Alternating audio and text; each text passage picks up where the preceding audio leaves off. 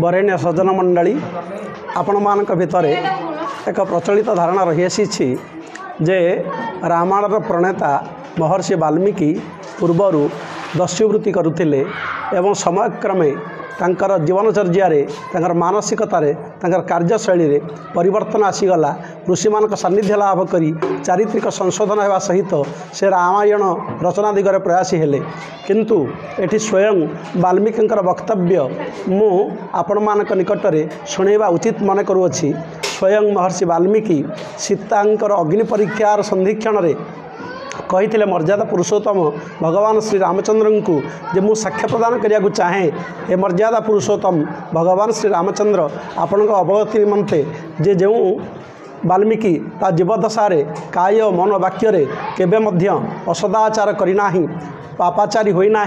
मु हूँ से वाल्मीकि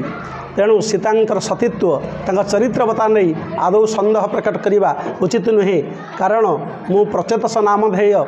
महर्षिंकर दशम पुत्र मध्यरु अन्यतम। तेणु मोर कथा को आपण निश्चित भाव में हृदयंगम करें मो कथार सारवता केते यौक्तिकता केते सत्यता केते।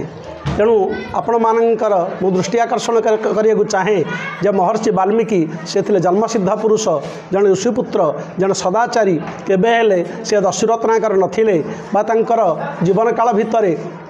कुकार्यु सुकार्य आड़क तांकर जो प्रगति घटी ये जो प्रकार भ्रांति आम भितर प्रचलित अच्छी यह संपूर्ण भाव में परिहार करने उचित हुए तो दस्युरत्नाकर वाल्मीकि जदि आउ कहीं होई पारती सी भिन्न एक वाल्मीकि होई पारती मात्र रामायण प्रणेता वाल्मीकि से नुहंती मोर यह हूँ दृढ़ जुक्ति।